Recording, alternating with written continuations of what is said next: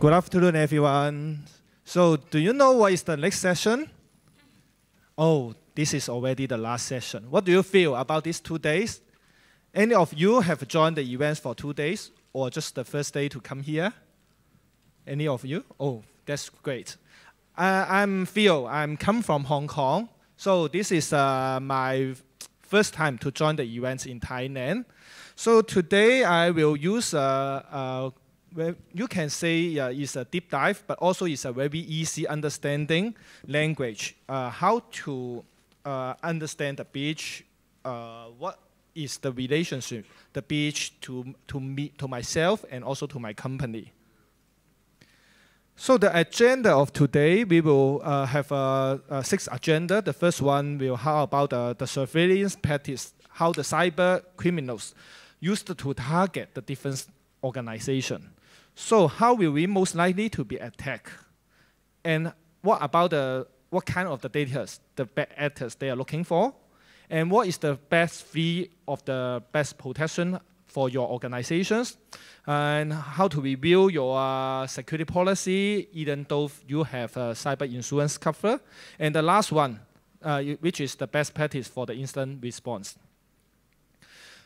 So it is not surprising that for each of the organization, when you have the survey, the conversation with any of your suppliers or even though your third parties, they got the breaches in the last 2 years.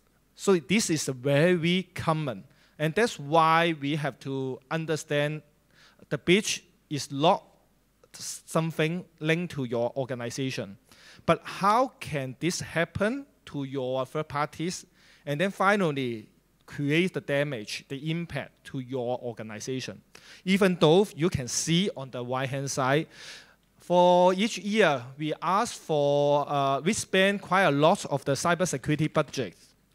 And we think that we already have a very strong multi-layers of security, the best of defense. But however, we can still being impacted by some of the breach incident, which is not direct link to my organizations. So in the last 12 months, you can see from the IBM reports, more than half of the breach incidents is linked to the third parties. So that's why if, for example, if we spend over millions of dollars for the cyber security programs, but what about if the incident is not happen to my organization, but linked to my third parties? So how can we prevent this, or even though, do we have any security program to measure, to understand, or even though, how can we to minimize the threat impact from our suppliers, from our third parties, from the outsiders?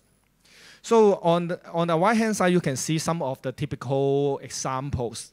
I think SolarWinds is quite, one of them is quite popular. I would like to also share for Okta. I think many organizations will use Okta for the two-factor authentications. And this is quite one of the common breaches is the attacker, they are not direct target to the organization, but they will try to locate and find out any of the weakness link from the suppliers of the Okta. And finally, they can still steal some of the customer data from this organization, even though they are not targeting or Okta directly. So this is some of a very good example that the supply chain attack, and even though if you are the person in charge of the governance and regulations, even though for the new version of ISO 27001, 2022, what is your supply chain management?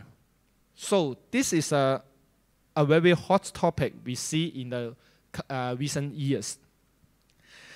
And the next factor is how can the threat actors they start the cyber attack? So do you have ideas how many assets, digital assets your organization have? How many domains you own? How many public footprints you have?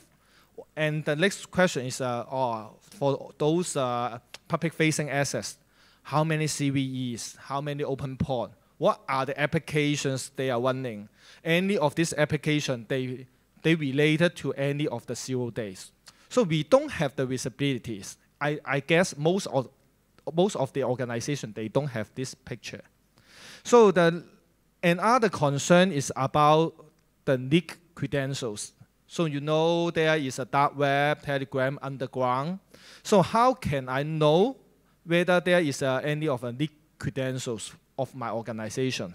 Not only to my staff, but also for some of the applications we are clients, whether there is a leak information, leak credentials. And the next is about the social media. So what about the staff? They use any of the company email to register for the social media, for the third party in other websites. And very common practice, they will use the same password because for, the password is really complex nowadays. So they will try to use the same password, maybe the same password as their working email. So this is another way to leak somehow of the company-related informations. So another angle is how do we know if there is any confidential, any of the staff information, or even those our clients, the information. How can we protect the data of our clients, of our staff? So for the threat actor, you can see that maybe we always hear about the ransomware, but ransomware is the outcome, is the result. And at the first, most of the threat actor, they will try to find out some of the account, any of the company account, any of the, just like I mentioned, any of the staff, they use the company email to register any of the outside outside website or applications. So the threat actor will try to get the access to the email accounts, and then they will try to find out whether this email account can log into some of the company organizations, any apps is open to the public. So this is a kind of the many public-facing assets we have to review and understand in our map to understand whether we have some customer informations and staff informations we have to protect. So this is not surprise. Is one day we receive an email from our coworker email about this message. So we cannot imagine what is the damage about this incident. But more important is what is the next step? If this is happen today, do we have any policy or do we have any action plan to tackle with this kind of the incident? So the first one we would suggest is to review your team, your cyber defense team. What is the capability of the teammate? We know we have a security team, we have our infrastructure team, network team. But the more important is we have a very limited resources. So what is our team, what is their capability, what can they do whenever there is some of the incident, some ad hoc incident is happen? So what is the level of our security defense team? If we don't know what is their strengths and what is their limitations, so we cannot to figure out to define a security program whenever there is something happen badly in our organizations. So at the same time, so we need to have the contingency plan, which is we have to ask for help. Whether we have any hotline, any standby party we can contact with. And then we just maybe dial a number, we can get the response in 2 hours. So this is all we have to review for our cyber defense team. And after review about our existing team, so the next one is about our tools. Do you really understand how many tools you are using within your organizations. No matter you have how many tiers of firewall, your EDR, any SIM, your SOCs. So, or do you have the full picture to understand how many vendors you are using, how many applications, how many security, defense, how many layers we have, and what of the brand, which vendors. So for example, today, if we are using the Cisco network for our network infrastructure, so nowadays we receive a 0-day for the Cisco XR, the iOS. So do we have the inventory list to understand how many Cisco devices are related to this 0-day? And then the next question is, what is our next remediation plan? So how to do the patching? So what is the prioritize? So this is all the questions if we don't know, we don't understand how many assets we have. So we cannot to have the follow-up actions. And the next one is, what about is I know my organization is under hack. So what is the next 3 simple actions we can take? The first one is, I think every expert, they will understand, is detach the device or the equipment to your network. And other one will be, it will be always be missing is to limit the privilege, the access level for some of your critical security applications. For example, your firewall. So you should immediately to limit the access for the firewall administrator. So only allow certain person to get the access to the firewall, which is because they can, for the firewall, they control almost all the in-outbound of your network security. And the next one is to activate your incident response plan. So no matter the plan is you already have some providers to provide such of the incident response service, or even though you have the backup content, which you can ask for help. So the best practice for the incident response is the first one is to understand your limitations. So the limitations can be quite weak because sometimes we know that nowadays we are always lack of the IT, the security experts. It's quite hard to find a security expert to join your organization, and even though there is a quite a fast turnover, so we are seeing that quite a large amount is requiring for outsourcing this kind of the service for the third parties. So that's why when we are outsourcing this kind of service to the third parties, so do we have the visibility to understand the security posture of our providers? So the next one is know your capabilities, and then how to set up your goal with this limitation with the current capabilities. And other very interesting is about the cyber insurance. So when we know our limitation, our capabilities, so for some of the organizations, they will try to swift their risk to the cyber insurance company. But also we have to understand whether this which area or which incident will be covered by the cyber insurance and which law.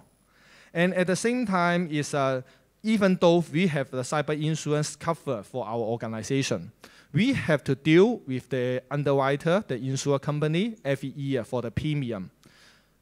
In case maybe we want to adjust for the protection amount, and also the insurance company will also work with your organization to set up a new premium.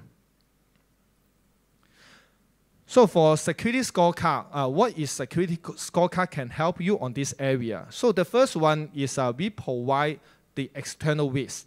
We provide the risk rating, just like the Moody's, the Fitch, which is providing the financial rating report. But for security scorecard, we provide the security risk rating report for every organization in the world. So the technology is quite simple. We are providing the non-intrusive solutions. We capture all the internet traffic, and we attribute all the data and provide in a company view. So if you ask for my suggestion, I will highly recommend will be the first step you can start to understand the security posture, the security rating of your own organization. And then you can extend these capabilities to your supplier, to your third party, or even those to any vendors they are serving to your organizations. And for other area, I can say that it can be the next step. So the first step will always to understand if you cannot know what is happening, you cannot react to the incident. So as following, you can see for security scorecard, currently we can already provide the rating for more than 12 million of the organization in the world. So we are trusted by the 50,000 of the customer in the worldwide already, and we are providing very easy understanding security posture in a common language, which is ABCDF. So when we are going to school, everyone we understand when we take the exam, we get A. So our parents will be very happy. And if we get F, we know we fail. So when we talk with the executive team, so we try to use this very simple and common language to understand what are we standing today. How about when we comparing to our band, to our peer? What is our current security positioning? So ABCDF, we also use the 10 years of the historical data to provide the likelihood that your organization will under breach. So when today, if you are the company at C, it means that you have 4 times higher the breach probability than the company, those at A. So with a security scorecard, you can also see that you can see the ROI return in 3 months. So this is a survey conducted by the Forrester. They have a total economic investment report. And the last one is just like Moody's and Fitch. They are providing the financial data report, but security scorecard, we provide the security rating report.